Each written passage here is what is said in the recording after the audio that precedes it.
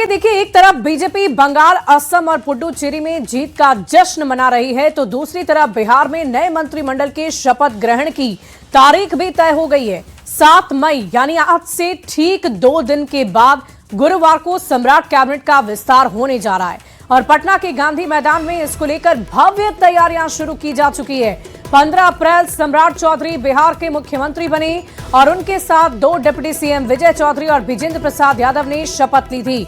अब 22 दिन के बाद कैबिनेट का विस्तार होने जा रहा है। नए मंत्रिमंडल के शपथ ग्रहण समारोह में पीएम मोदी और केंद्रीय गृह मंत्री अमित शाह भी शामिल होंगे। सम्राट कैबिनेट को लेकर ये माना जा रहा है कि कुछ नए चेहरों को मौका दिया जा सकता है।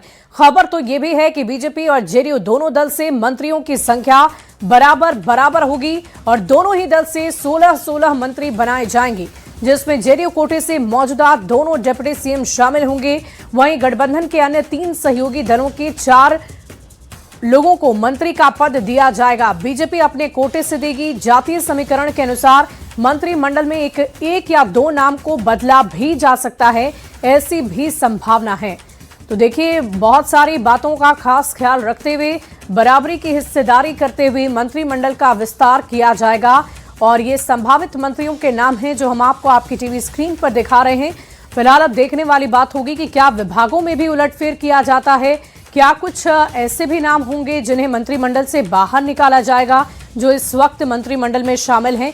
ये सब कुछ 2 दिन के भीतर पता चल जाएगा।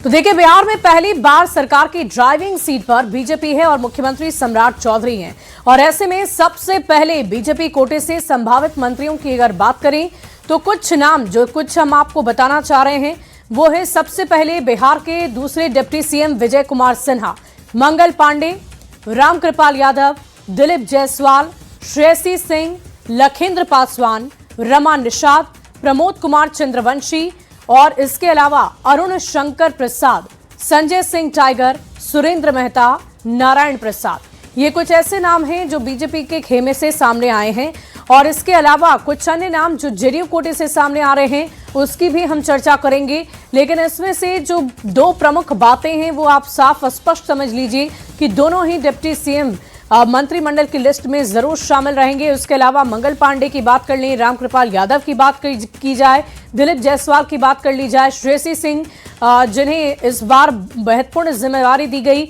और साथ ही साथ देखने वाली बात होगी कि अब आगे क्या इन्हीं नामों पर जिसकी संभावना जताई जा रही है वही नाम रहेंगे या इसके अलावा इसमें कुछ बड़े बदलाव देखने को मिल सकते हैं।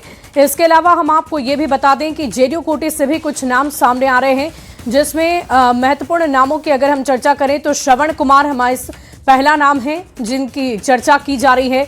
इसके अलावा हम आपको ये बता दें कि जेडीयू कोटे से कुल मिलाकर 16 मंत्रियों का चयन किया जाएगा, यानी कि दोनों ही खेमे से 16, बीजेपी से 16, जेडीयू से 16, तो दोनों खेमे से 16 नाम सामने हैं और इन नामों पर ही अब मुहर लगेगी या नहीं ये देखने वाली बात होगी। तो जेडीयू कोटे के संभावित मंत्री हैं सुनील कुमार, जमा खां और ये ऐसे नाम हैं जो संभावित हैं। इस पर अभी औपचारिक रूप से मुहर नहीं लगी है, 7 मई का इंतजार करना होगा।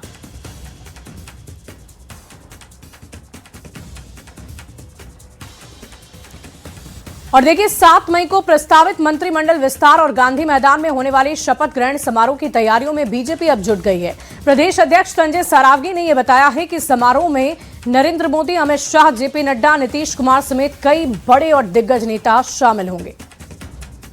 तो देखिए, इसकी तैयारियां की जा चुकी है और कहा जा रहा है कि पटना के ऐतिहासिक गांधी मैदान में इसको लेकर भव्य रूप से कार्यक्रम को तैयार किया जाएगा। 7 तारीख को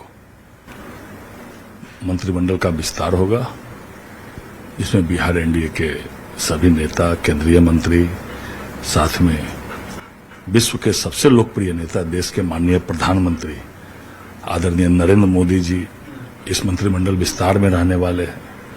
साथ ही हमारे राष्ट्रीय अध्यक्ष नितिन नवीन जी रहने वाले हैं। साथ ही हमारे माननीय गृह मंत्री आदरणीय अमित शाह जी रहने वाले हैं। साथ ही हमारे पूर्व राष्ट्रीय अध्यक्ष और स्वास्थ्य मंत्री आदरणीय जेपी नड्डा जी और बिहार के एनडीए के चिराग पासवान जी हो, मांझी जी हो, उपेंद्र कुशवाहा जी हो, माननीय पूर्व मुख्यमंत्री नीतीश कुमार जी हो, सभी एनडीए के बिहार के नेता रहने वाले हैं।